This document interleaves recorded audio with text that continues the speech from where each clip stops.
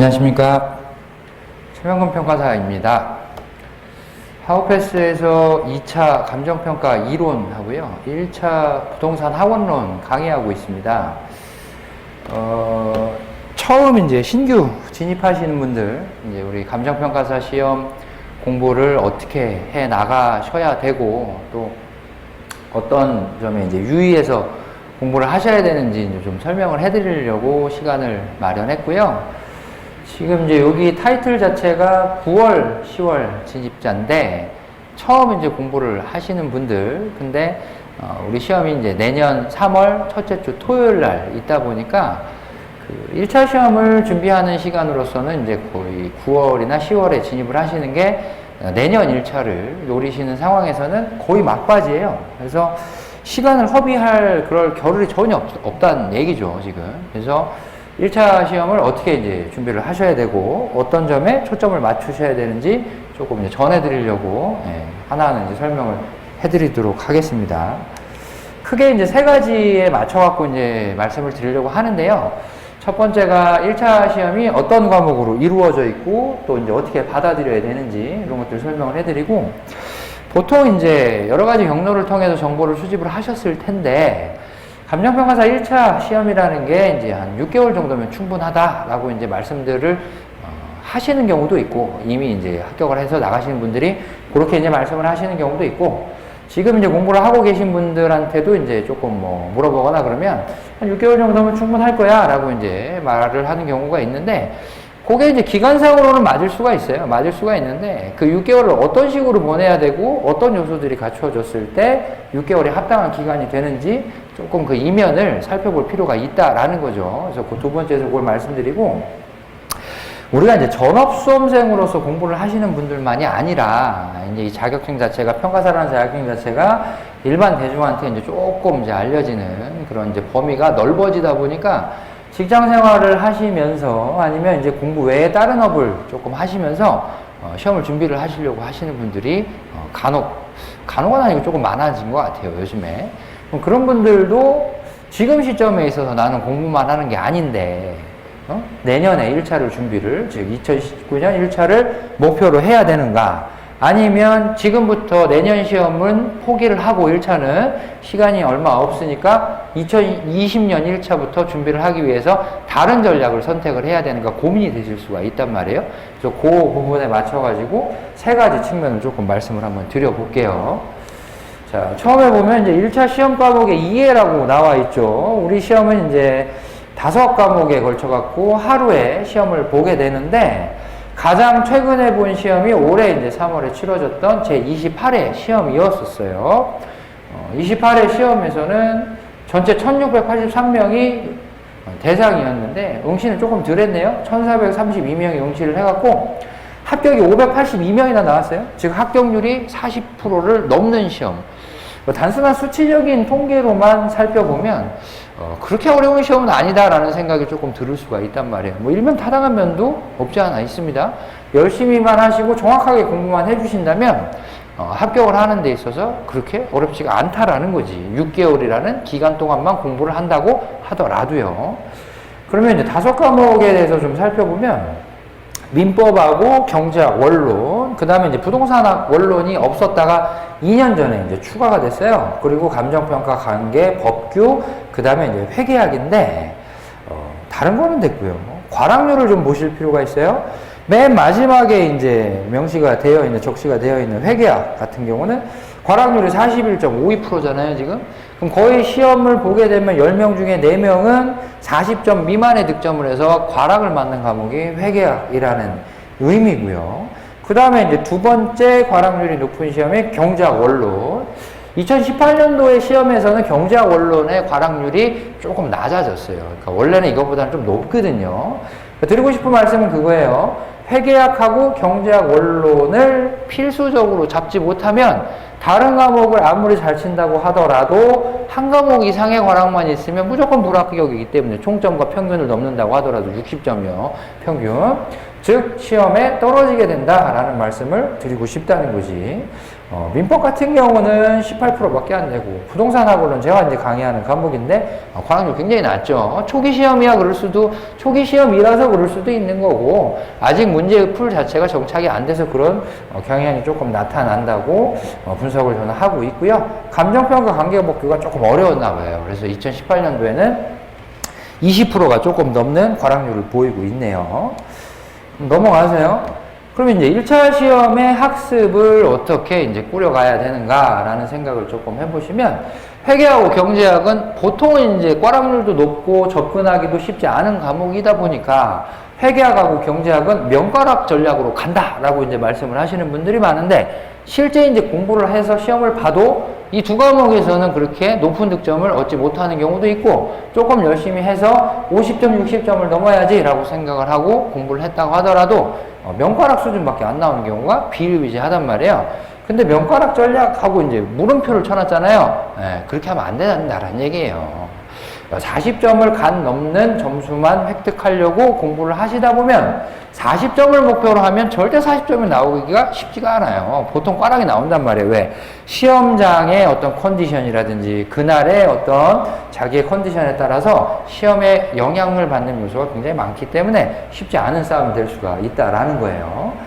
그리고 두 과목 자체를 그렇게 낮은 점수를 목표를 하게 되면 상대적으로 다른 과목에서 굉장히 높은 득점을 올려야 되는 상황이 역으로 발생을 할 수가 있는데, 이 1차 시험의 특성이라는 것 자체가 모든 거를 공부한다라는 것조차도 성립하기 어려운 말일 뿐더러 공부에 굉장히 많은 시간을 들인다고 하더라도 100점 가까이 맞기는 쉽지 않은 시험이기 때문에 두 과목에서 40점만 맞아서 다른 과목으로 부족한 점수를 채우겠다라는 게 어떻게 보면 조금 어려운 일이 될 수도 있다라는 거를 말씀드리고 싶고요.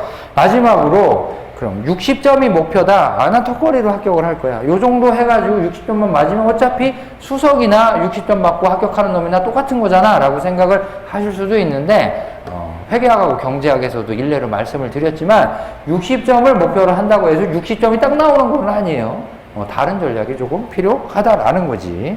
조금 자세히 이제 설명을 드리면, 보통 이제 목표로 하시는 게 회계학하고 경제학은 굉장히 낮은 점수대를 득점할 수밖에 없는 상황이 올 수밖에 없어요. 왜냐면 과목이 어렵고 범위가 넓고, 또한 이해도가 굉장히 높다고 하더라도 계산기라는 도구를 사용해서 시험을 치르다 보니까 제한된 시간에 똑같이 회계학도 40문제 40분, 경제학도 40문제 40분, 나머지 과목도 마찬가지란 말이에요. 그럼 이제 산술적으로 따졌을 때 1분에 한 문제씩 풀어 나가야 되는데, 회계하고 경제학은 그렇게 풀기 쉽지가 않단 말이에요. 그러니까 이론을 다 알고 있고 적용이 가능하다고 하더라도 문제를 푸는 것도 굉장히 다른 얘기예요. 그래서 회계학하고 경제는 조금 낮은 점수대를 목표로 하시되 40점 명과락이 목표가 아니라 가장 어려운 회계는 50점 정도 맞는 거를 목표로 공부를 하셔야 되고, 경제학은 60, 그리고 나머지 과목에서 고르게 70점 이상의 득점을 목표로 하신다면 시험에서 우리가 이제 시쳇말로 1차에서 물 먹는 일은 없을 거다라는 생각을 하는데, 이렇게 이제 공부를 하신다고 하더라도 요런 과목이나 요런 과목들, 또 이제 법학이나 이런 것들을 전공을 하셨다면 요런 과목들은 조금 높은 고득점이 나올 수도 있어요. 80점 후반이나 이런 정도까지는 나오기가 그렇게 어렵지는 않아요. 근데 중요한 건 요거와 요거가 너무 낮게 잡아갖고 공부를 너무 소홀히 해서는 절대 안 된다라는 말씀을 좀 드리고 싶고, 두 번째 보면은 저난이도나 중간 단계에 있는 난이도 위주의 학습을 해야 된다. 이렇게 돼 있는데, 처음에 1차 시험은 오지선다로 시험을 보기 때문에 모든 내용을 정확하게 알고 있을 필요도 없고요. 출제 범위 측면에서 출제의 가능성이 굉장히 희박한 어려운 내용까지 모두 다 빠짐없이 공부하실 필요가 없어요. 어쨌든 요 정도 수준의 점수를 목표로 우리가 공부를 하는 거기 때문에 조금 낮은 난이도지만 항상 나오는 문제들, 조금 어려운 문제이긴 하지만 맞추는 데까지 공부를 하는 데 있어서 시간 투여가 그렇게 크지 않은 문제들 위주로만 학습을 하셔도 70점 이상의 이런 과목들은 확보하는데 그렇게 어렵지가 않고요. 얘네들은 문제가 어려워서 그런 거지 높은 난이도가 나온다라고 보기에는, 그러니까 문제가 어렵은 게 높은 난이도를 의미하는 건 절대 아니에요. 문제 푸는데 시간이 오래 걸려서 그런 거지 그게 고난이도는 아니라는 거예요. 그래서 이런 학습 전략을 가지고 학습을 하시되 문제풀이와 반복 숙달을 꾸준히 하시면 자연스럽게 득점에 연결되는 구조로 갈 수가 있다라는 걸 조금 기억을 해주시고, 다 합쳐서 이제 말씀을 드리자면 결국은 이제 맞출 수 있는 것만 맞추는 시험이다라고 생각을 하셔도 그렇게 무리가 없다는 거야.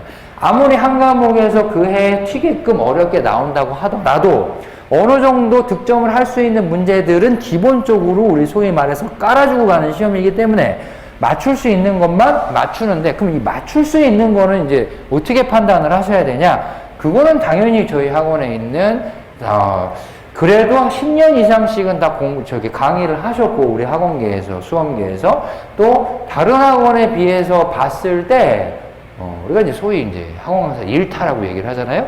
그 1타, 2타에 있는 분들이 우리 학원에 다 있거든, 지금.